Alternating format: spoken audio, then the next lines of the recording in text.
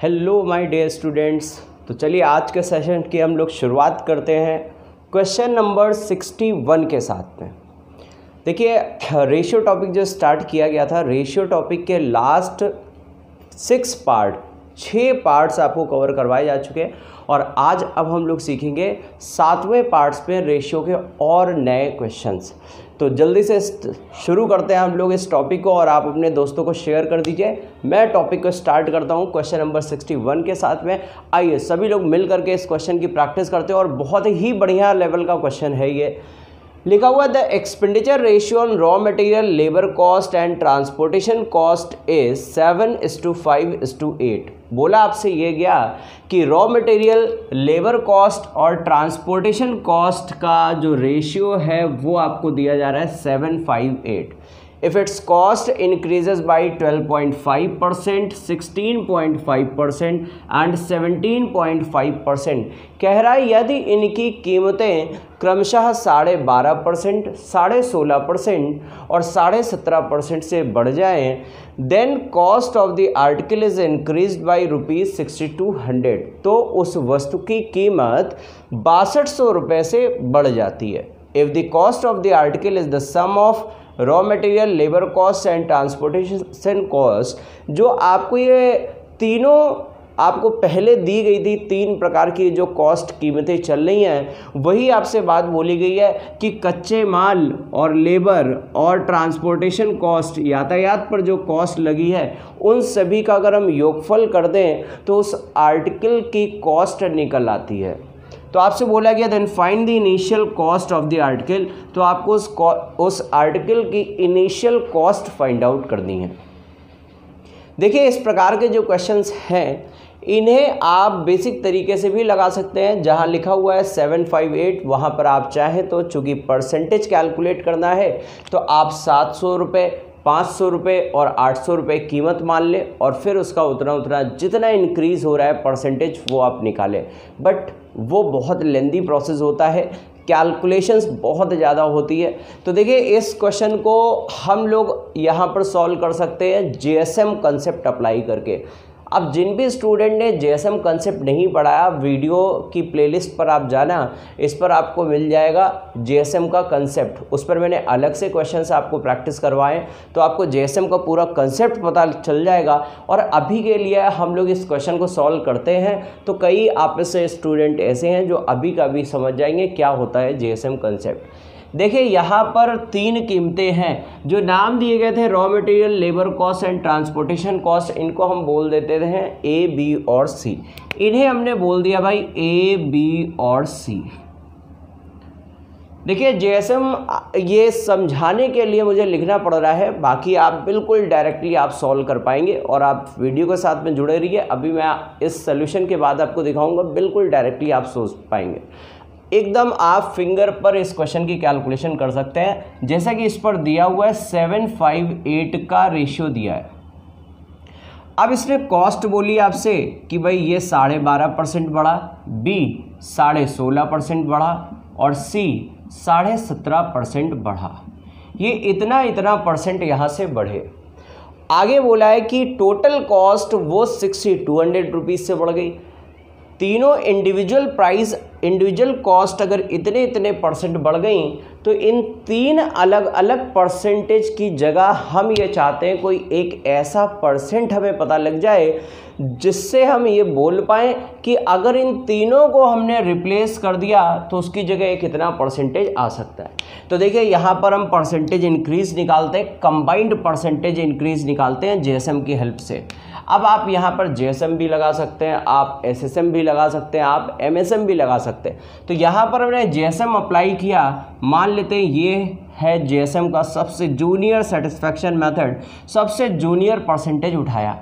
आप ये देखिए इससे बाजू वाला कितना ज़्यादा है, तो बाजू वाला कितना ज़्यादा हुआ 4%। भाई ये 12.5 है, ये 16.5 है, तो 4% ज़्यादा हुआ। जितना ज़्यादा हुआ उसका इसमें कर दो मल्टीप्लाई। आपने देखा कितना ज़्यादा था 4%, और इस 12.5 से ये बाजू वाला कितना ज़्यादा है 5%। तो जितना जितना ज़्यादा है उसका आपने कर लिया मल्टीप्लाई। तो 1 पर 4% ज़्यादा है तो 5 पर कितना होगा 20%। 1 पर 5% ज़्यादा है तो 8 पर कितना होगा 8 गुणे 5 40%। डिवाइड बाई ये जो इतना परसेंटेज ज़्यादा आया है इसे आप देखेंगे टोटल कंबाइंड वैल्यू पर। तो टोटल कंबाइंड वैल्यू कितनी दी है 7 5 12 और 8 20। तो ये नीचे आ गया 20। तो अगर आपने बेस वैल्यू देखे तो आपने बेस वैल्यू ले रखी थी 12.5% था और बाजू वाला कितना ज़्यादा हुआ था 4%। तो 4 गुणे 5 हुआ था 20। 12.5 से ये कितना ज़्यादा था 5%। तो 5% गुणे 8 हुआ था 40%। और ये जो 20% और 40% मतलब टोटल 60% जो एक्स्ट्रा आया, ये 60% आपने डिवाइड कर दिया। इफेक्ट देखा इसका कितने पर टोटल कॉस्ट पर, मतलब 7 + 5 12 + 8 20 पर। तो आपने 20 से कर दिया डिवाइड। तो 60/20 कितना आएगा 3। और 3% अगर आप 12.5 में जोड़ देंगे तो कितना आ जाएगा 15.5%। कितना आ जाएगा 15.5%। और 15.5% को आप क्या लिख सकते हैं 31/2%। क्या ये बात क्लियर है?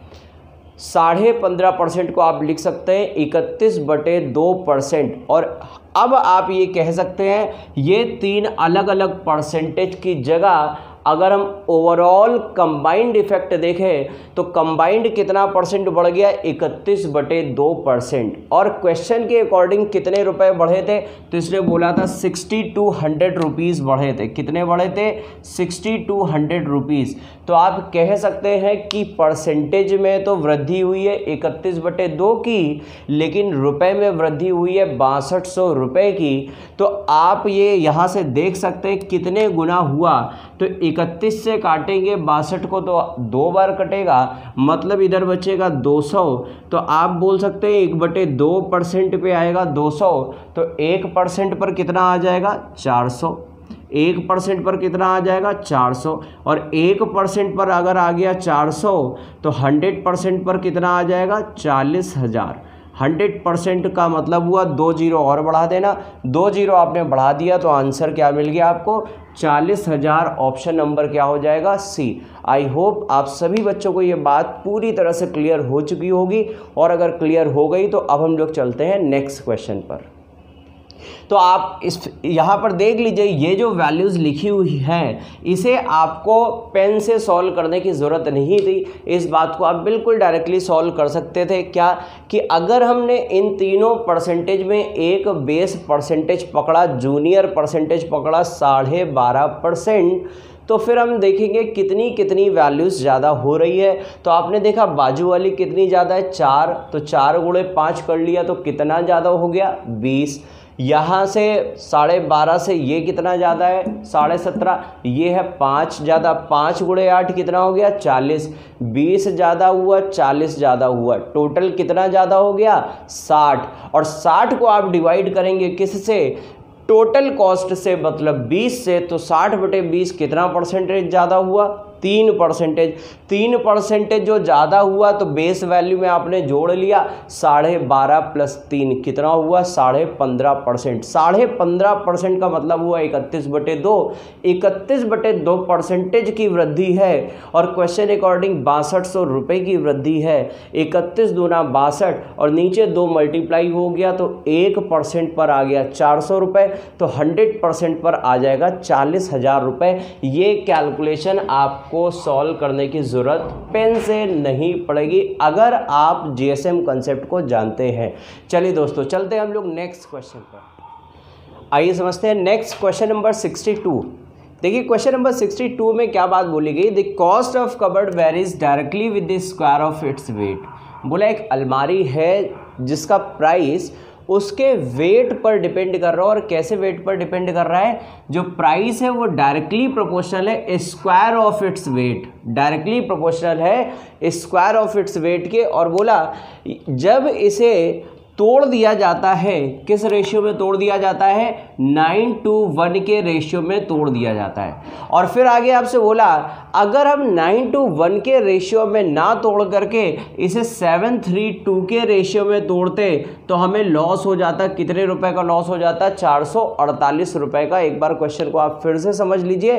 क्वेश्चन पर आपसे ये बात बोली जा रही है कि जो प्राइस है वो डायरेक्टली प्रोपोर्शनल है, किसके, वेट के स्क्वायर के डायरेक्टली प्रोपोर्शनल है, और पहली बार इसे किस रेशियो में तोड़ा गया है, 9:1 में। फिर आपसे बोला यदि हम इसे 9:1 के रेशियो में ना तोड़ करके 7:3 के रेशियो में तोड़ते तो हमें लॉस हो जाता, कितने रुपए का लॉस हो जाता, 448 रुपीस का लॉस हो जाता। तो आपसे बोला गया बताओ उसकी एक्चुअल कॉस्ट, उसकी ओरिजिनल कॉस्ट उस अलमारी की क्या रही थी, ये आपसे बात बोली जा रही है। तो देखिए इस प्रकार के क्वेश्चन को आपको कैसे सॉल्व करना है, आपसे पहली लाइन पर ही बोल दिया गया था कि जो इसका प्राइस है वो प्राइस डायरेक्टली प्रोपोर्शनल है इसके वेट के स्क्वायर के।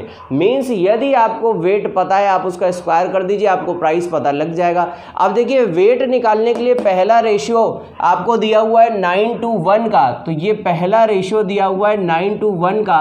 तो आप बोल सकते हैं कि अगर आप इस वेट को, इन टुकड़ों के वेट को आप कंबाइंड करेंगे तो उस आर्टिकल का, उस अलमारी का आपको टोटल वेट पता लग जाएगा। और टोटल वेट कितना, 9, 2, 11 और 1, 12, ये आ गया इसका टोटल वेट। और अगर आपको वेट पता है और अगर आपको निकालना है प्राइस तो आप वेट का स्क्वायर कर देंगे, 9 का स्क्वायर 81, 2 का स्क्वायर 4 और 1 का स्क्वायर 1, मतलब यहाँ से 81, 4 85 और 1 86, ये आ गया इसका टोटल प्राइस। और बाद में इसने बोला किस रेशियो में तोड़ दिया, 7:3 के रेशियो में तोड़ दिया। देखिए अभी आपको ये मैं बता रहा हूँ रेशियो के हेल्प से, बेसिक सा कंसेप्ट है ये, और इसके बाद मैं एक आपको ज़बरदस्त शॉर्टकट बताऊंगा इसका।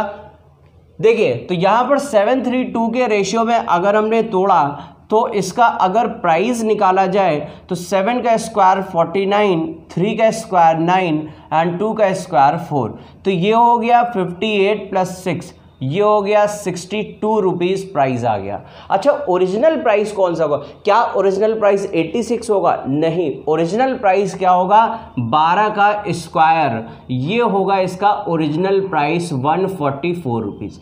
ओरिजिनल प्राइस क्या हो जाएगा, 144 रुपीज़, ये आएगा इसका ओरिजिनल प्राइस। क्यों, क्योंकि आपने जब वेट का, ओरिजिनल वेट कितना था, 12 ग्राम, 12 ग्राम वेट का स्क्वायर करेंगे तभी तो प्राइस आएगा, तो 12 का स्क्वायर करेंगे तो 144 रुपीज़ आएगा। अच्छा अब देखिए जरा आप लॉस कितने रुपए का हुआ, पहले अगर इस रेशियो में तोड़ते हैं 9:1 पर तब प्राइस आता है 86, अगर आपने तोड़ दिया 7:3 पर तब प्राइस आ गया 62, तो लॉस कितने का हो गया यहाँ पर, लॉस को जरा देखिए कितने रुपए का लॉस आ गया, 6 में से 2 गया 4, 8 में से 6 गया 2, 24 रुपए का लॉस आ गया। जबकि क्वेश्चन में आपसे बोला है 448 रुपए का लॉस हो गया। अब आई थिंक सभी बच्चे इस क्वेश्चन को सॉल्व कर लेंगे कि अगर 24 बराबर है 448 तो 144 बराबर कितना होगा। तो 24 की वैल्यू आपको पता है, 144 की वैल्यू निकालनी है। एक बात सोचिए, आप यहाँ से पूरा ये कैंसिल नहीं हो रहा है, कोई बात नहीं, उस पर डरने की बात नहीं, आप यहाँ से कैंसिल करा दो।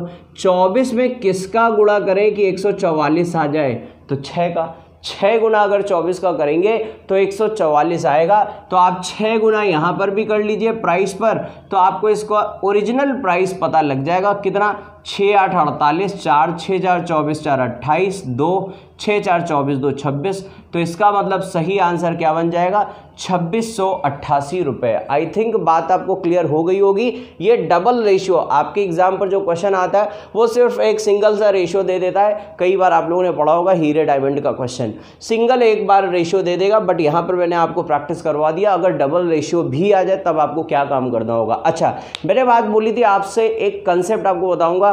अगर यहाँ पर आप देखें तो ओरिजिनल प्राइस आप कैसे निकालेंगे, वेट का स्क्वायर करके, मतलब वेट कितना था, 9 2 11 और 1 12, या यहाँ पर भी आप देख ले 7 3 10 और 2 12, मतलब जो वेट है वो 12 ग्राम है। तो अगर प्राइस आप बनाएंगे तो 12 का स्क्वायर करेंगे, 12 का स्क्वायर करेंगे 144। अब चूंकि जब आप स्क्वायर कर रहे हैं तो मतलब स्क्वायर जो 144 वो 12 से कटेगा ही कटेगा, तो क्योंकि उसका स्क्वायर हुआ सेम नंबर का। और जो नंबर यहाँ पर ऑप्शन पर जाइए, जो नंबर 12 से कट जाए वही आपका आंसर हो जाएगा। और 12 से कटने का मतलब क्या हुआ, जो नंबर 3 से कटे और 4 से कटे, इसका मतलब इससे भी छोटी डिविजिबिलिटी हम लेकर के आए क्या, 3 से कटे। और 3 की डिविजिबिलिटी आई थिंक सभी बच्चों को पता है।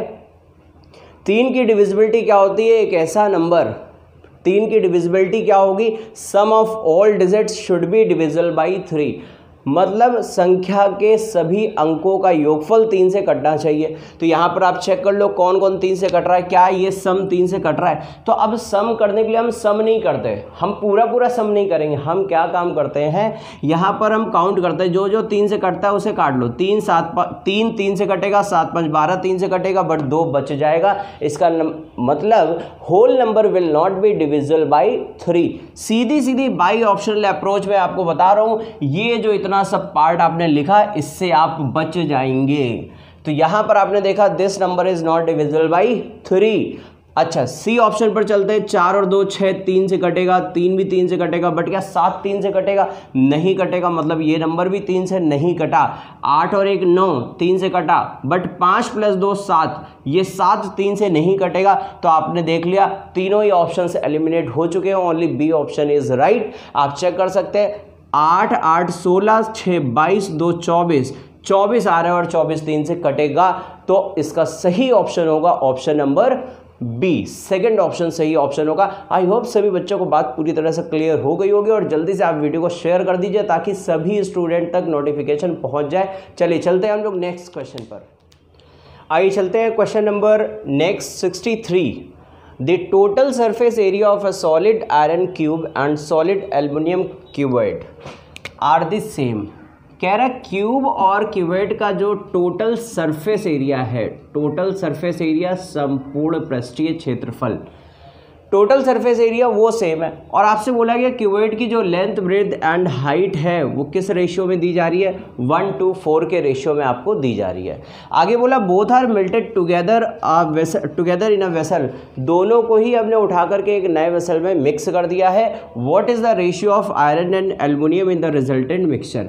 तो आपसे आयरन और एल्युमिनियम का रेशियो पूछा जा रहा है नए मिक्सचर पर। अच्छा, यहाँ पर किसका रेशियो, यहाँ पर रेशियो का नाम नहीं लिखा है, इसका मतलब किसका रेशियो आपसे पूछा जा रहा होगा, वॉल्यूम का पूछा जा रहा होगा, कितना कितना वॉल्यूम यहाँ पर मिलाया जा रहा है, किस रेशियो में यहाँ पर मिक्स किया जा रहा है।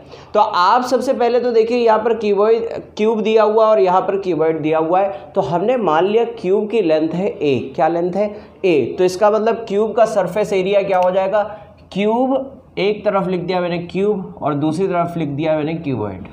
क्यूब का एरिया क्या हो जाएगा 6a² और क्यूबॉइड का क्या हो जाएगा, मान लेते हैं भाई लेंथ ब्रेथ और हाइट LBH है, तो 2LB + BH + HL, और ये आपसे बोला है ये दोनों इक्वल है। तो इसका मतलब यहाँ से 2 से ये कैंसिल हो जाएगा, 3a² हो जाएगा। अब आगे आपसे क्या बात बोली गई उस बात को भी समझ लेते हैं। आगे आपसे बोला गया है इसकी लंबाई चौड़ाई और ऊंचाई 1 2 और 4 के अनुपात में है। मीन्स अगर आप लेंथ को मानते हैं L तो इसकी ब्रेथ कितनी हो जाएगी 12 एंड हाइट कितनी हो जाएगी 4L। अगर आपने लंबाई मानी L तो चौड़ाई कितनी हो जाएगी 12 और ऊंचाई कितनी हो जाएगी 4L। क्या ये बात क्लियर है? तो बस उठा करके यहाँ पर वैल्यू को आप पुट कर लीजिए कि यहाँ पर ये हो गया 3a² इक्वल टू L की जगह तो L ही रहेगा और B की जगह क्या आ जाएगा, B की जगह आ जाएगा 12 और जहाँ H होगा वहाँ पर क्या आ जाएगा, वहाँ आ जाएगा 4L। तो देखिए लंबाई इंटू चौड़ाई, लंबाई इंटू चौड़ाई अगर करेंगे तो ये हो जाएगा 12², ये हो गया 12² प्लस चौड़ाई और ऊंचाई का गुणा करेंगे 4 दूना 8, 8L², और अगर H इंटू L कर लेंगे तो 4 × 4L²। तो ये यहाँ से आपने देखा 3a² इक्वल टू आ जाएगा 8 4 12 और 2 14L²। तो आप बोल सकते हैं यहाँ से a/L, या आप बोल सकते हैं यहाँ से a/L A/L, आपको रेशियो किसका निकालना था, आयरन का और एल्युमिनियम का। आयरन वाला क्या था, क्यूब था, इसका मतलब क्यूब और क्यूबॉइड, इसका आपको रेशियो निकालना था A²/L² बराबर आप बोल सकते हैं 14/3 हो जाएगा। तो आपको यहाँ पर तो क्यूब बनाना है, आपको यहाँ पर क्या बनाना है, क्यूब बनाना है। तो इस पर आप क्या करेंगे, इसको आप राइट साइड ही रख दीजिए। तो यहाँ पर राइट साइड क्या है ये। अब देखिए अगर यहाँ से मैं क्यूब बना लूँ, इस वाले पार्ट को A² को A क्यूब बना लूँ, तो A क्यूब बनाने के लिए पावर कितनी लगानी पड़ेगी, A क्यूब बनाने के लिए पावर करनी पड़ेगी 3/2। भाई 2 तो हमें काटना है ना और 3 हमें चढ़ाना है, मतलब पावर 3/2। तो बोथ साइड आप बोल सकते हैं दोनों तरफ पावर 3/2 आपने कर लिया। तो 14/3 की पावर कितना हो गया, 3/2। और यहाँ पर भी कितना हो जाएगा, 3/2 करेंगे तो यहाँ पर भी कितना आ जाएगा, L³। आई होप बात क्लियर हो रही होगी आपको। और आपको अब निकालना था रेशियो। तो देखिए रेशियो किसका निकालना था, A³ और LBH का, वॉल्यूम का रेशियो निकालना है ना। तो A³ की जगह ये पूरा पार्ट पुट कर लीजिए। तो कितना हो जाएगा, 14/3 की पावर 3/2 इंटू L³। और रेशियो यहाँ पर पहला A³ जो है, इस A³ की वैल्यू उठाई और A³ की जगह ये आपने पुट कर लिया। और दूसरी तरफ हमें रखना है LBH। तो देखिए लेंथ अगर आपने मान ली L, तो इसकी ब्रेथ कितनी हो जाएगी 2L, और इसकी हाइट कितनी हो जाएगी 4L। तो आप जल्दी से मुझे बता दो यहाँ पर क्या L³ हो जाएगा, L³ दोनों तरफ से कैंसिल हो जाएगा। तो लेफ्ट हैंड साइड क्या बचेगा, 14/3 की पावर 3/2, और राइट साइड क्या हो जाएगा, 4 दूना 8। तो इसका मतलब ऑप्शन कौन सा हो जाएगा, 14/3 की पावर 3/2 ये, और राइट साइड क्या आ जाएगा 8। तो ऑप्शन क्या हो जाएगा, फर्स्ट। क्या ये बात क्लियर हो गई, फिर से एक बार जल्दी से देख लीजिए। एक तरफ लिखा आपने क्यूब और दूसरी तरफ आपने लिखा क्यूबॉइड। क्यूब के लिए अगर आपने इसकी लेंथ मान ली L है, तो चूंकि क्यूब की सारी लेंथ सेम होगी तो इसका surface area, total surface area बनेगा 6A², और क्यूबॉइड का क्या बन जाएगा 2LB + BH + HL। अब यहाँ पर आपको हाइट, ब्रेथ और इसकी लेंथ आपको दे रखी हुई है। तो अगर हमने मान लिया लंबाई है L, तो इसकी चौड़ाई हो जाएगी 2 गुनी 2L और ऊंचाई 4 गुनी हो जाएगी 4L। ये ऐसा यहाँ पर दिया है रेशियो पर। तो बस आपने यहाँ पर वैल्यू उठाई और इसे पुट किया, तो आपने देखा ये रिलेशन फाइनली आ गया क्या, A² बराबर 14/3L²। बट हमें तो चाहिए वॉल्यूम, तो हमने इसका क्यूब कर लिया। अब क्यूब करेंगे क्या, पावर कितनी कर देंगे, पावर कर देंगे 3/2। पावर दोनों तरफ 3/2 अगर कर दिया आपने, तो ये बन गया A³ बराबर 14/3 की पावर 3/2 इंटू L³। लेकिन हमें तो रेशियो निकालना था, तो क्यूब का हो गया A³ और क्यूबॉइड का हो गया वॉल्यूम LBH। तो A³ की तो वैल्यू ये आपको दे रखी है, आपने ये वैल्यू उठाई पूरी और इस वैल्यू को यहाँ पर पुट कर लिया A³ की जगह। और राइट साइड LBH है, तो L, लंबाई अगर L है तो चौड़ाई 2L और ऊंचाई 4L हो जाएगी, और इन दोनों का रेशियो सिंप्लीफाई किया तो ऑप्शन नंबर हो जाएगा फर्स्ट। आई होप सभी को क्लियर होगा। चलते हैं हम लोग नेक्स्ट क्वेश्चन की तरफ। आइए समझते हैं क्वेश्चन नंबर 64। क्वेश्चन नंबर 64 में देखिए क्या बात बोली जा रही है, 20% of the students in a class failed in an examination. एक परीक्षा में कुल 20% छात्र फेल हो गए।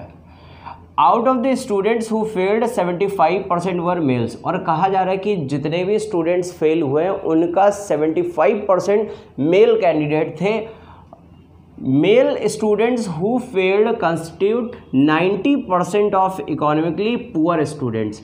और ये जो फेल हुए स्टूडेंट्स थे मेल में, इसका 90% जो है वो 90% कैसे हैं, इकोनॉमिकली पुअर स्टूडेंट्स थे।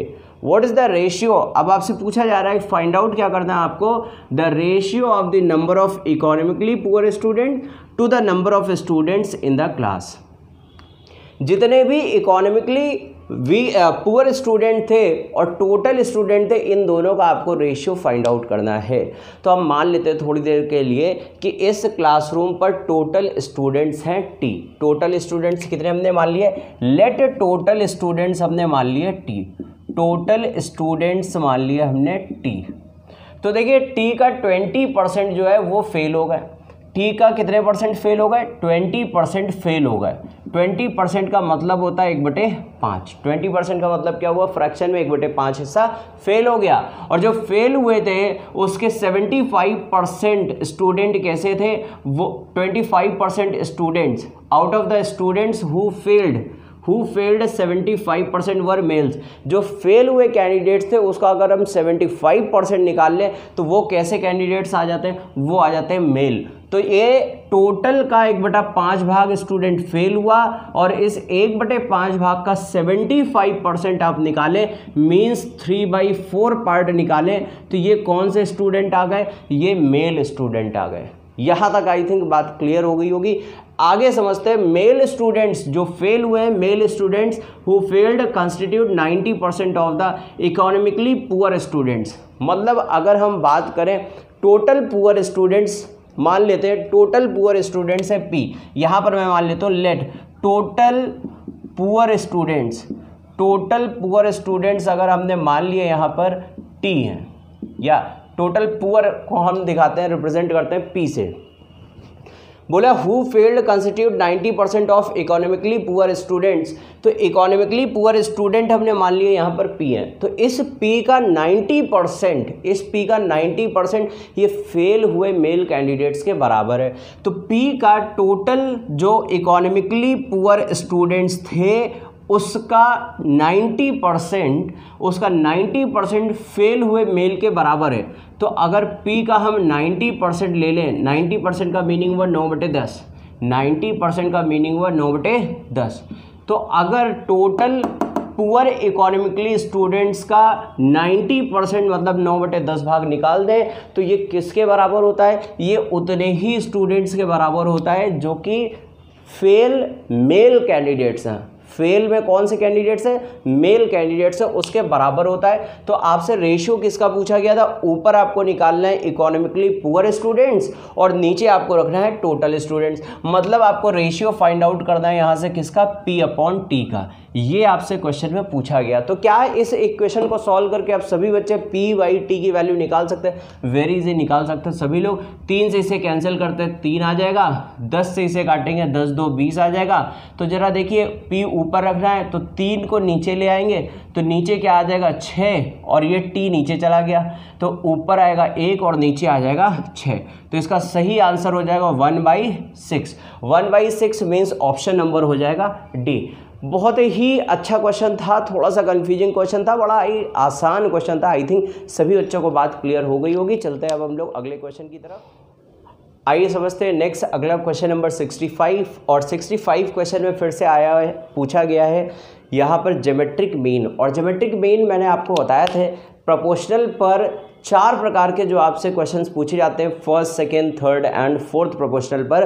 फर्स्ट प्रोपोर्शनल सभी बच्चों को पता होगा, फर्स्ट प्रोपोर्शनल क्या होता है, 2 नंबर्स A एंड B का A²/B। सेकेंड प्रोपोर्शनल आता है आपके एग्जाम पर हमेशा मीन प्रोपोर्शनल के नाम से, मध्यानुपाती बोलते हैं या ज्योमेट्रिक मीन भी बोलते हैं इसे। ये होता है √AB। And third proportional B²/A and fourth proportional BC/A। Last video में प्रोपोर्शनल का टॉपिक मैंने आपको बताया हुआ था, वहाँ पर मैंने आपको लिखवा दिए थे। तो जिन स्टूडेंट्स को अभी तक नहीं पता है, ये सारी चीज़ें छोटे लेवल की है, पता होनी चाहिए, बट आपके मेंस एग्जाम पर भी आती हैं। अब देखिए यहाँ पर आपसे बोला गया this is the geometric mean of this and this number. 46 - x जो है ये मध्यानुपाती है किसका, A और B का।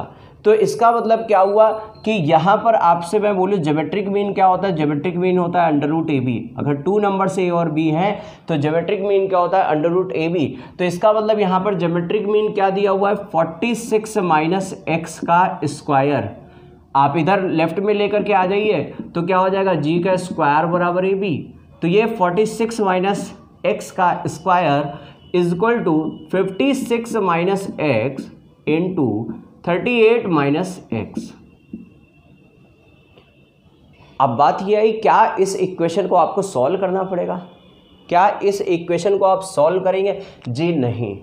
अगर आप इस इक्वेशन को सॉल्व करेंगे बहुत टाइम लगने वाला है। इस इक्वेशन को क्वाड्रेटिक को अगर आपको सॉल्व करना पड़ेगा, क्योंकि यहाँ पर नंबर्स छोटे छोटे नहीं है, नंबर्स बड़े हैं, इनके स्क्वायर करने में आपको टाइम लगेगा। तो फिर क्या किया जाए, तो फिर ऑप्शन की हेल्प ली जाए। ऑप्शन की हेल्प कैसे ली जाए, इस बात को जरा समझिए। देखिए एग्जाम पर आपको नज़र ऑप्शन पर जरूर रखनी है। कितनी ज़रूरत है कैलकुलेशन की, कितनी कम कैलकुलेशन हो, किस कैलकुलेशन से हम बच सकते हैं, ये सारी बातें आपको ध्यान देनी है। तो देखिए यहाँ पर अगर आप स्क्वायर करेंगे तो थोड़ा सा लेंदी पड़ जाएगा, इसको आप स्क्वायर मत करिए, आप जाइए और ऑप्शन से वेरीफाई करवाइए। ऑप्शन कैसे वेरीफाई होगा, ऑप्शन वेरीफाई होगा लास्ट डिजिट से। कैसे होगा, लास्ट डिजिट केवल चेक करिए, ऑप्शन भी पूरी तरह से आपको पुट नहीं करना है। देखिए जैसे हमने उठाया x की वैल्यू 4, तो जरा यहाँ पर 4 पुट करके सोचिए। पहला ऑप्शन हम चेक करते हैं, 6 - 4 क्या होगा, 2, 2 का स्क्वायर क्या होगा 4, तो लास्ट डिजिट केवल ध्यान दीजिए 4 आई है यहाँ से, इस वाले हिस्से से लास्ट डिजिट क्या आई है 4। फिर से देख लीजिए 6 से 4 घटेगा 2 आएगा, 2 का स्क्वायर होगा 4 आएगा, तो इस लेफ्ट हैंड साइड पर लास्ट डिजिट आई 4। जरा राइट हैंड साइड पर देखते हैं, 6 - 4 करेंगे 2 आएगा, और इधर 8 - 4 करेंगे 4 आएगा, 2 और 4 का गुणा करेंगे तो लास्ट डिजिट जनरेट होगी 8। भाई साहब यहाँ पर लास्ट डिजिट आई हुई है 4 और यहाँ पर आई हुई है 8, क्या कभी भी वो नंबर्स बराबर हो सकता है? कतई बराबर नहीं हो सकता, पहला ऑप्शन गलत हो गया। जरा सेकेंड ऑप्शन पर उठाते हैं, 5 को उठाते हैं, 6 - 5 आएगा 1, 1 का स्क्वायर करेंगे आएगा 1, 6 - 5 करेंगे 1, और इधर 8 - 5 करेंगे 3, 1 गुणे 3 करेंगे 3। नंबर इसके आगे कुछ भी लिखा हो, लेकिन जब लास्ट डिजिट ही सेम नहीं हुई तो नंबर भी सेम नहीं हो सकता, ये भी ऑप्शन गलत है। आपने उठाया 6, तो जरा ध्यान दीजिएगा, 6 - 6 करेंगे तो 0, मतलब 0 का स्क्वायर क्या होगा 0 हो जाएगा, और 6 - 6 करेंगे तो 0, और 8 माइनस यहाँ पर भी 0 आ जाएगा। अच्छा लास्ट वाला जो जरा उठाते हैं, 6 - 8, 6 - 8 करेंगे तो कितना आ जाएगा 8 आ जाएगा, 6 - 8 करेंगे तो 16 बना सकते हैं, 16 - 8 तो 8 आएगा, 8 का स्क्वायर 64, मतलब लास्ट डिजिट आएगी 4। यहाँ पर 16 - 8 करेंगे तो 8 आएगा, यहाँ पर 8 - 0 करेंगे, चूंकि 8 है तो 8 - 8 करेंगे तो 0 आ जाएगा, तो मतलब ये भी ऑप्शन गलत हो गया। आपने देख लिया किस ऑप्शन में LHS RHS की लास्ट डिजिट बराबर है, ऑप्शन नंबर सी। तो इसका सही आंसर क्या हो जाएगा, ऑप्शन नंबर सी। क्या ये बात क्लियर हो गई? आपको इस स्क्वायर को, क्वाड्रेटिक इक्वेशन को ओपन नहीं करना है, टाइम बहुत ज़्यादा लग जाएगा। आप लास्ट डिजिट, चूंकि आपको 4 ही ऑप्शन मिलते हैं, आप उनकी लास्ट डिजिट को रख करके आप चेक कर लीजिए। क्या ये बात सभी बच्चों को क्लियर हो गई? अगर क्लियर हो गई जल्दी से आप थम्स अप मारिए, ओके करिए, यस करिए। बढ़ते हैं हम लोग नेक्स्ट क्वेश्चन की तरफ। आइए चलते हैं हम लोग नेक्स्ट क्वेश्चन नंबर 66 पर। देखिए 66 क्वेश्चन थोड़ा सा आपको लग सकता है लेंथी, अगर आपने XYZ कुछ भी मान लिया तो इस क्वेश्चन को आराम से पढ़िए और एक कोई ना कोई आप कांस्टेंट वैल्यू लेकर के कर लीजिए, सो दैट ये फटाफट क्वेश्चन आपसे सॉल्व हो सकता है। क्वेश्चन पर आपसे बात बोली गई, a person who has a certain amount with him goes to market. एक व्यक्ति है जो कुछ अमाउंट, कुछ पैसे लेकर के बाजार में जाता है। ही कैन बाई 50 ऑरेंजेस और 40 मैंगोज। कह रहा है उस धनराशि से जो उसके पास है, उससे वह या तो 50 ऑरेंजेस खरीद सकता है या फिर 40 मैंगो खरीद सकता है। He retains 10% of the amount for taxi fares. कह रहा है उसके पास जो भी धनराशि थी उसका 10% उसने अपने पास रिटेन कर लिया, अपने पास रख लिया है। किस लिए रख लिया है? टैक्सी फेयर के लिए, किराए भाड़े के लिए उसने 10% धनराशि अपने पास रख ली। बाकी बची 90% जो धनराशि थी उससे अब वो आम खरीदेगा और संतरे खरीदेगा। एंड बाइज 20 मैंगोज, और कह दिया इसने क्या, 10% अपने पास बचाया है। 10% बचाने के बाद जो भी धनराशि उसके पास बची है उससे उसने 20 मैंगोज खरीद लिए। End of the balance he purchases oranges. और कह रहा है जब 20 आम खरीद लिए, इसके बाद जो धनराशि बाकी रह गई, उस बची हुई धनराशि से उसने क्या खरीदा है? बची हुई धनराशि से उसने पूरे ऑरेंजेस खरीद डाले हैं। तो कह रहे हैं number of oranges he can purchase. कह रहे बताओ वो कितने ऑरेंजेस खरीद सकता है, कितने संतरे वो खरीद सकता है। तो एक बात सोचिए जरा, यहाँ पर आप एक बात सोचिए, हमने आपसे बोला आप कोई भी वेरिएबल मत लीजिए, आप एक कांस्टेंट संख्या कोई भी मान करके सॉल्व कर सकते हैं। हमने बोला यहाँ पर कि मान लेते हैं late price of one orange हमने मान लिया 1 रुपये का। हमने मान लिया भैया एक संतरा 1 रुपये का है, तो अगर एक संतरा 1 रुपये का है तो बोलो संतरे कितने खरीद सकता था? 50 संतरे खरीद सकता था। इसके मतलब उसके पास टोटल कितना अमाउंट था? जब एक एक रुपए वाले 50 संतरे खरीद सकता था, तो इसका मतलब उसके पास टोटल फेयर स्टार्टिंग में रहा कितना था, टोटल अमाउंट उसके पास रहा कितना था, 50 रुपए रहे होंगे, तभी तो वो 50 संतरे खरीद सकता था। अच्छा, इसी 50 रुपए में वो 40 मैंगो भी खरीद सकता था, तो इसका मतलब 40 मैंगोज़ का प्राइस, 40 मैंगोज़ का प्राइस कितना रुपए आ गया, 40 मैंगोज़ का प्राइस आ गया 50 रुपये। तो यहाँ से आप बोल सकते हैं एक मैंगो का प्राइस, एक आम की कीमत 50/40 हो जाएगी, 5/4 आ जाएगी, मतलब आप बोल सकते हैं 1.25 रुपीज़। क्या यहाँ तक बात क्लियर है? एक संतरा पड़ रहा है 1 रुपये का और एक आम पड़ रहा है 1.25 का, और इसके पास टोटल धनराशि कितनी है, 50 रुपये। क्या यहाँ तक बात क्लियर है? अब आगे की कहानी शुरू करते हैं जहाँ से उसने खर्च करना शुरू किया था। फिर से एक बार सुन लीजिए, उसके पास, उस व्यक्ति के पास 50 रुपये हैं, एक संतरे की कीमत आपने मानी हुई है कितनी, 1 रुपये, और एक आम की कीमत मानी हुई है 1.25 रुपीज़। अब खर्च पर आते हैं, कह रहा 10% उसने अपने पास रख लिया है फेयर पर, तो फेयर जो है 10% है, तो 50 रुपये का 10% अगर निकालेंगे तो 50 रुपये का 10% कितना आ जाएगा, 5 रुपये। 50 का 10% निकाला तो 5 रुपये उसने अपना किराया रख लिया। अब बचा कितना होगा, 45 रुपये। तो जो रिमेनिंग अमाउंट है, रिमेनिंग अमाउंट कितने रुपए रह गए, 45 रुपये। अब देखिए रिमेनिंग अमाउंट में उसने 20 मैंगोज़ खरीद लिए। कितने मैंगोज़ खरीदे, 20 मैंगोज़ खरीदे। अच्छा, तो एक मैंगो कितने रुपए का है, एक मैंगो है 1.25 रुपये का, तो 20 मैंगो कितने के पड़ेंगे, तो 1.25 से आप 20 का मल्टीप्लाई कर लेंगे, या आप जनरली ऐसे सोच सकते हैं कि एक मैंगो अगर 1.25 का है तो 2 मैंगो 2.5 रुपये के पड़ेंगे, और 2 मैंगो अगर 2.5 के हैं तो 20 मैंगो 25 रुपये के पड़ेंगे। तो आप बोल सकते हैं 25 रुपये के तो मैंगो ले आया, तो इसके पास अब कितने रुपए बचे, 20 रुपये फाइनली इसके पास अभी और बचे।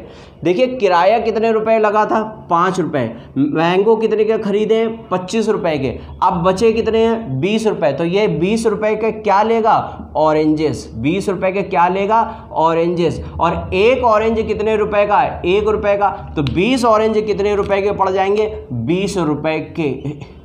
एक ऑरेंज कितने का है, 1 रुपये का, तो 20 रुपये में कितने ऑरेंज खरीद सकता है, 20 ऑरेंज खरीद सकता है, मतलब ऑप्शन नंबर हो जाएगा इसका डी। आई होप सभी बच्चों को बात क्लियर होगी। जल्दी से चलते हैं हम लोग नेक्स्ट क्वेश्चन की ओर। अब आपको स्पीड अपनी थोड़ी सी बढ़ानी है। हम लोग 65 क्वेश्चन कर चुके हैं अब तक। जिन स्टूडेंट्स ने अभी तक चैनल को सब्सक्राइब नहीं किया वो सब्सक्राइब जरूर कर ले, और अब हम लोग की स्पीड धीरे धीरे बढ़नी चाहिए, वो फर्स्ट डे वाली स्पीड नहीं। आप अगर स्पीड अब नहीं बढ़ाएंगे तो फिर आप कभी स्पीड अपनी बढ़ा नहीं पाएंगे। आपको डे बाय डे चीज़ों को इम्प्रूव करते हुए जाना है। चलिए नेक्स्ट क्वेश्चन पर चलते हैं।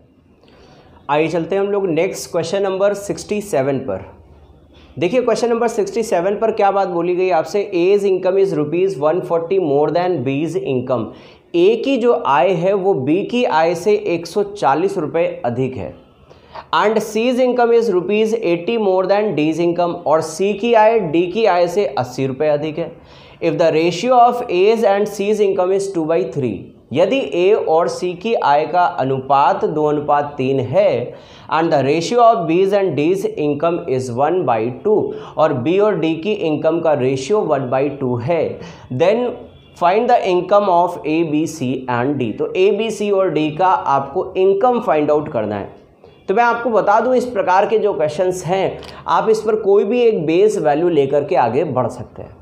कोई भी आप बेस वैल्यू ले लीजिए, और उसके दम पर आप ए, बी, सी, डी चारों के बीच में एक रिलेशन इस्टेब्लिश कर सकते हैं। क्यों? क्योंकि आपको सभी में, इन चारों में कहीं ना कहीं कनेक्टिविटी मिल रही है। यहाँ पर आप ए और सी की कनेक्टिविटी रेशियो में पा रहे थे, यहाँ बी और डी की कनेक्टिविटी रेशियो में पा रहे थे, यहाँ ए और बी की कनेक्टिविटी रुपीज़ में पा रहे थे, यहाँ सी और डी की कनेक्टिविटीज़ आप रुपीज़ में पा रहे थे। तो आपको सभी के बीच में एक रिलेशन इस्टेब्लिश कर लेना है, एक्स, वाई, जेड कुछ भी मानकर। बट आपको एग्जाम हॉल के अंदर ये गलती बिल्कुल नहीं करनी है। क्यों? क्योंकि आपको ऑप्शंस मिल रहे हैं तो आप ऑप्शंस का फ़ायदा उठाइए, आप ऑप्शन की हेल्प लीजिए। अब देखिए यहाँ पर मुझे कुछ सॉल्व करने की ज़रूरत नहीं है, पेन उठाने की ज़रूरत नहीं है। यहाँ पर जो वैल्यूज़ इस क्वेश्चन पर दी जा रही है, कंडीशंस दी जा रही, मैं इनकी वैल्यूज़ को उठाऊँगा, अपने ऑप्शन पे जाके चेक करवा दूंगा, बस वेरीफाई करवा लो, काम खत्म। देखिए कहीं ना कहीं जो 4 कंडीशंस आपको दी हैं, 2 रुपए में कंडीशंस दी हुई हैं और 2 आपको रेशियो में कंडीशन दी हुई हैं। रुपीज़ वाले की कंडीशन देखो ए और बी की है और सी और डी की है, और रेशियो वाली कंडीशन ए और सी की है और बी और डी की है। तो चाहे आप रुपीज़ वाले पहले चेक कर लो और चाहे आप रेशियो वाले को पहले चेक कर लो। तो हम रेशियो वाले को उठाते जरा। देखिए हमने एक रेशियो उठाया, क्या ए और सी किस रेशियो में चलने चाहिए? 2:3 में चलने चाहिए। तो ये ए है, ये बी है, ये सी है, ये डी। ए और सी 2:3, क्या ये 2:3 में हो सकता है? भाई ये क्या 3 से कट रहा है? जब ये नंबर ही 3 से नहीं कट रहा है तो ये रेशियो भी कभी 3 का मल्टीपल नहीं बन सकता, मतलब पहला ऑप्शन तो कतई नहीं हो सकता। क्या ये 2:3 का रेशियो बनेगा? 3 दूना 6, ये तो 2 गुना है, ये भी नहीं। क्या ये 2:3 बनेगा? बिल्कुल बनेगा, तो पॉसिबल ऑप्शन हो सकता है। क्या ये 2:3 बनेगा? 16 से कट जाएगा, 16 2 16 3, ये भी पॉसिबल ऑप्शन हो सकता है। तो आपने एक कंडीशन को अभी तक वेरीफाई करवाया है, उससे आपने 2 ऑप्शंस एलिमिनेट कर दिए। अच्छा चलिए अगले उस पर चलते हैं। बी और डी का रेशियो देख लीजिए, 1 और 2 का होना चाहिए। बी और डी का 1:2 है, 18 दूना 36, 1:2 है, तो रेशियो वाला काम खत्म। अब आते हैं हम लोग रुपीज़ वाले में। तो देखिए रुपीज़ सी और डी में अंतर कितने का है? 80 रुपए का, और सी बड़ा भी होना चाहिए। तो सी और डी में अंतर है 80 रुपए का, तो और सी बड़ा भी होना चाहिए। यहाँ सी और डी में अंतर तो है 80 रुपए का और सी बड़ा भी है। जरा यहाँ पर देख लो, सी और डी क्या 80 रुपए का अंतर है? आप जरा डी में 80 जोड़िए, 8 6 14, यहाँ 440 रुपये आने चाहिए थे, तो इसका मतलब ये भी ऑप्शन गलत हो गया। सही आंसर आपको मिल चुका है क्या? Option number C.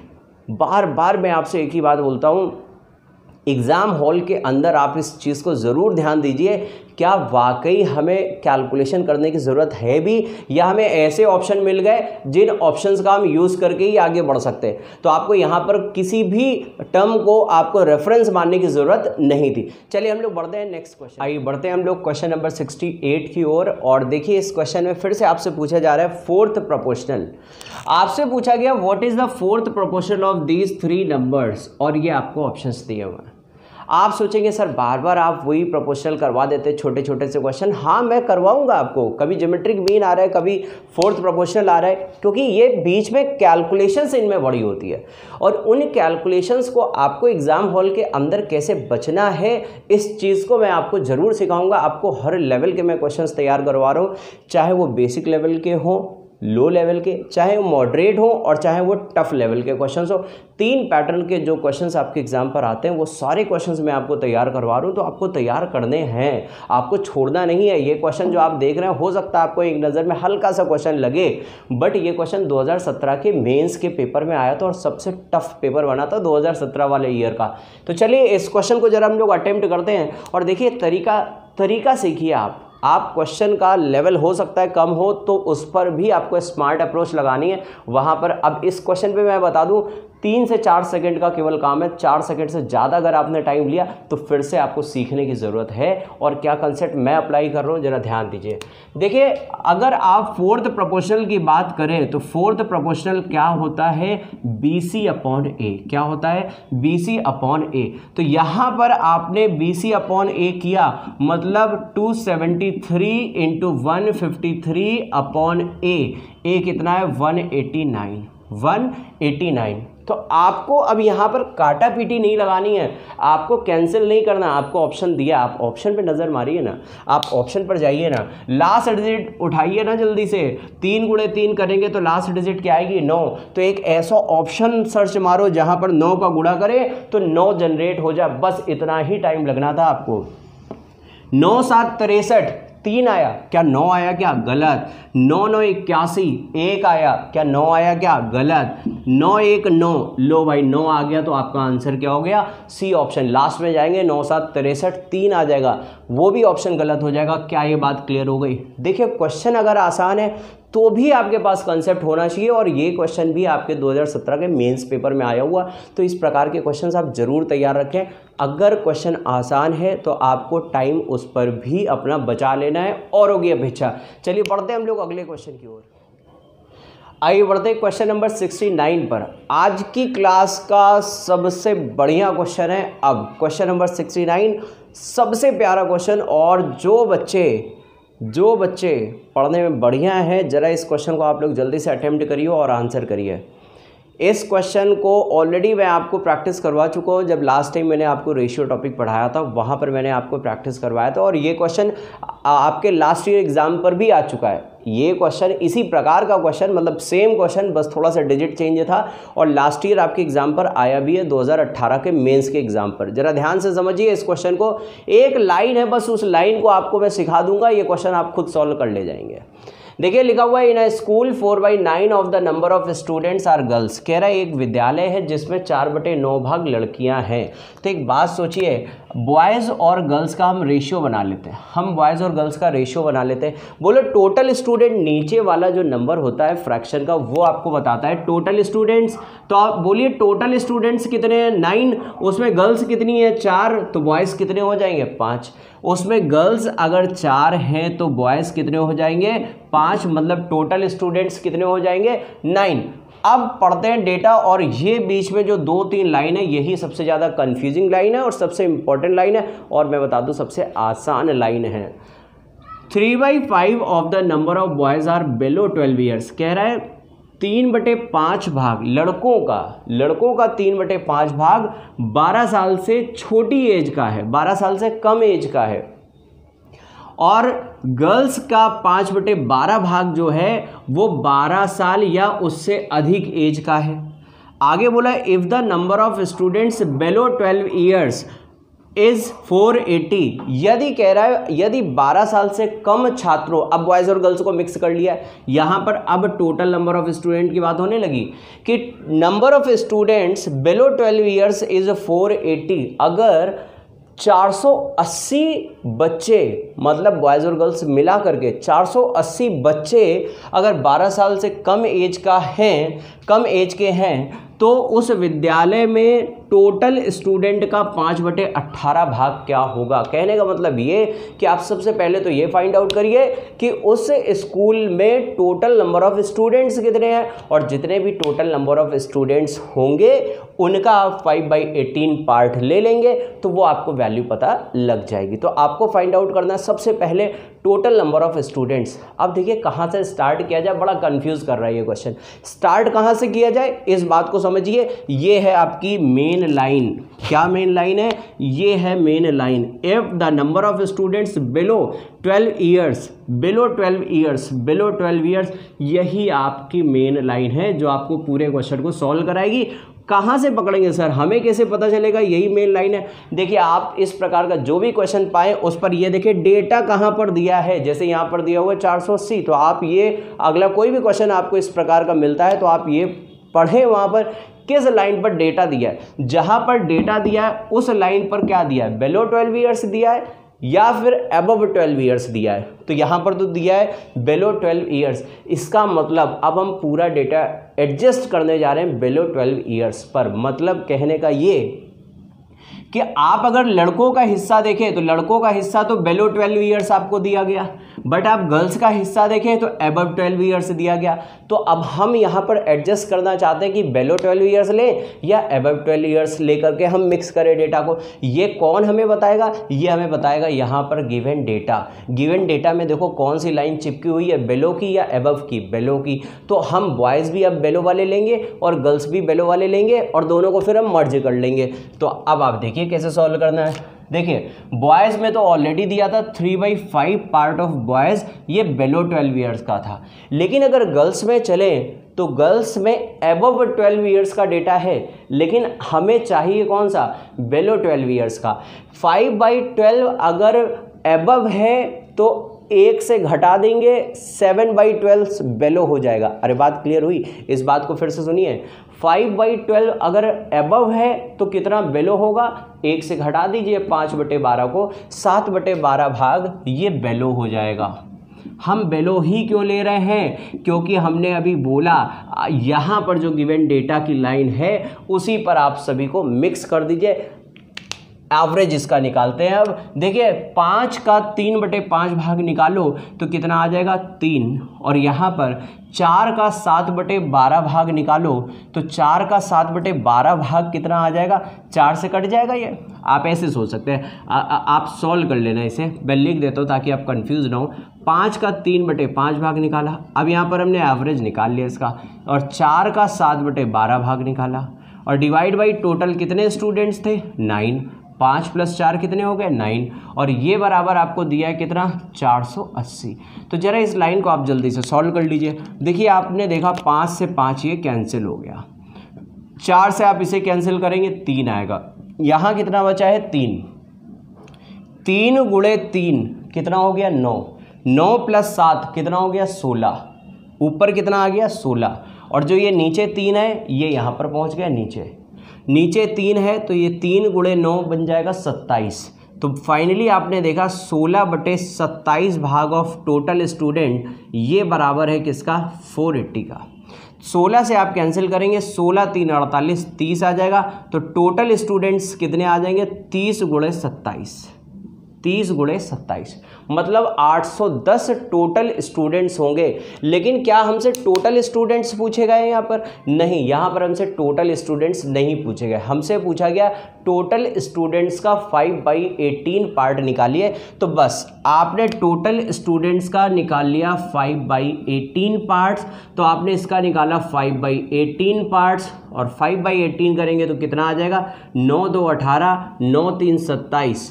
तो ये कितना हो गया? 30 × 3 = 90, 90 का आधा कर देंगे 45, 45 पंचे हो जाएगा 225। मतलब ऑप्शन नंबर कौन सा हो जाएगा?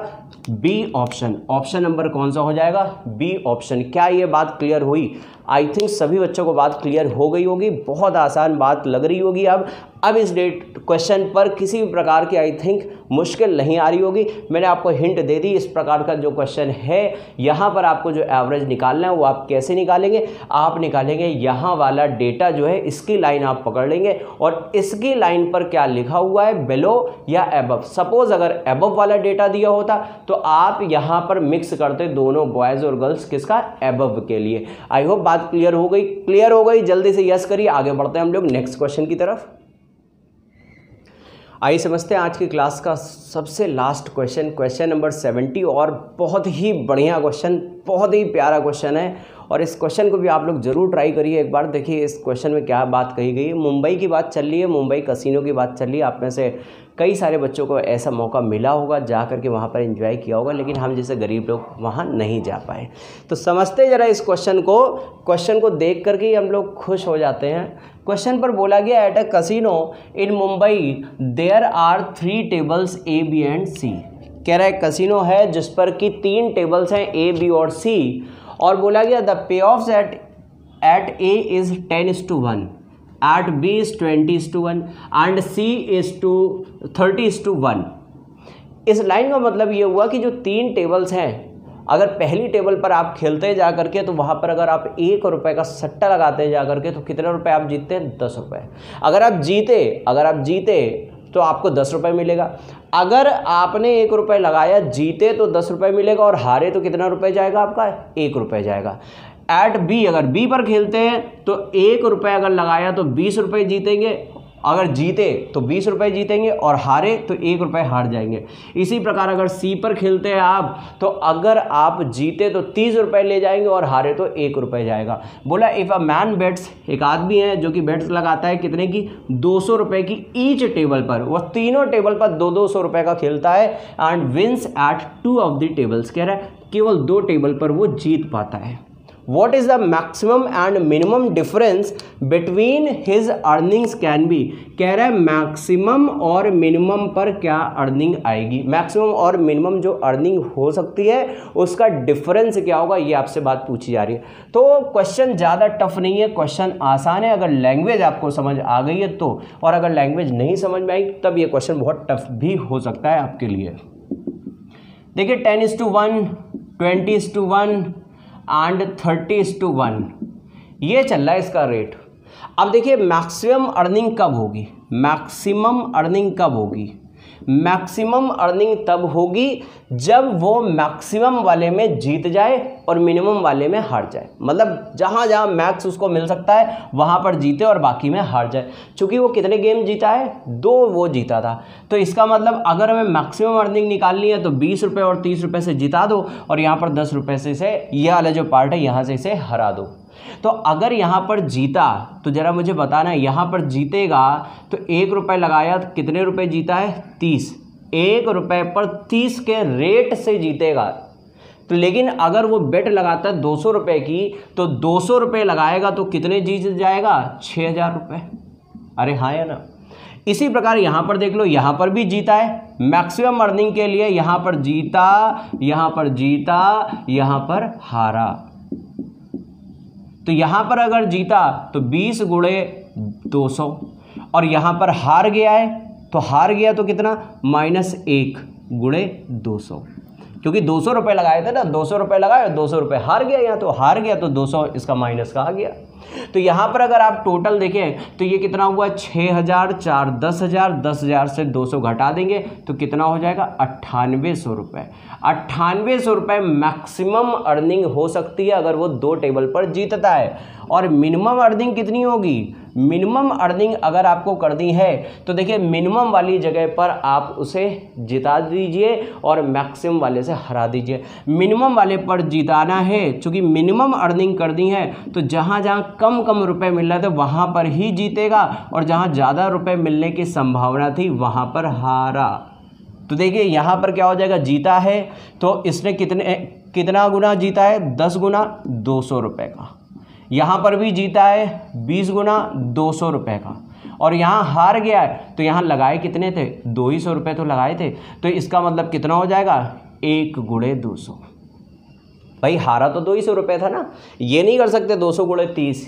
यहाँ पर तो ये जीतने की पॉसिबिलिटी, यहाँ हारा तो 1 ही रुपये, 200 रुपये लगाए थे तो 200 रुपये हार गया। तो ज़रा इसे कैलकुलेट करिए आप जल्दी से, 2000 रुपये और ये भी 2000 रुपये, ये 2000, ये 2000 कितना हो गया, ये 4000 और ये 2000, 6000 से 2000 गया तो कितना बचा, 5800।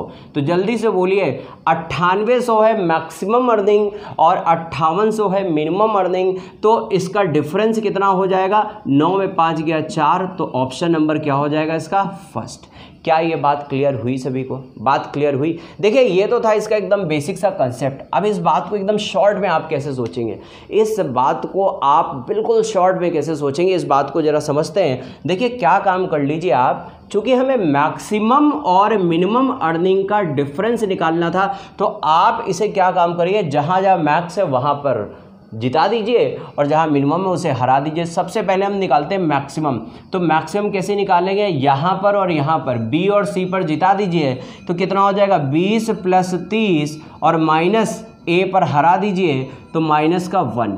ये मैक्सिमम अर्निंग हो गई। और मिनिमम अर्निंग कैसे निकालेंगे, ए और बी पर जिता दीजिए तो 10 + 20 और सी पर हरा दीजिए -1। और इसका आपको डिफरेंस निकालना था तो इसका आपने डिफरेंस निकाल लिया। लेकिन ये तो आपने रेट लिखा हुआ है ना, और रेट कितना चल रहा था, उसने लगाया कितना रुपए था, 200। ये तो 1 रुपये पर है, इतना इसे प्रॉफिट होता, लेकिन लगाया तो उसने 200 रुपये है, तो इंटू कर लिया आपने 200। तो आपने देखा ये माइनस वाला जो पार्ट है ओपन होते ही कैंसिल हो जाएगा। आप यहाँ से देख सकते हैं ये 20 + 30 कितना हुआ 50 और 10 + 20 कितना हुआ 30। 50 से 30 कट गया तो कितना बचेगा 20। -1 कैंसिल हो चुका है, 20 × 200 कर देंगे 4000 आपका ऑप्शन आ जाएगा। अगर ये बेसिक आपको क्लियर है तो आप ये शॉर्टकट सीधा सीधा अप्लाई कर सकते हैं। आई होप सभी बच्चों को बात क्लियर हो चुकी होगी। और अगर आपको ये वीडियोस पसंद आ रहे हैं तो आप अपने दोस्तों को जरूर शेयर किया करिए और सभी बच्चे लाइव जरूर आया करिए, सो दैट अगर आपको कुछ भी प्रॉब्लम होती है तो आप उसी वक्त लाइव चैट से पूछ लिया करिए।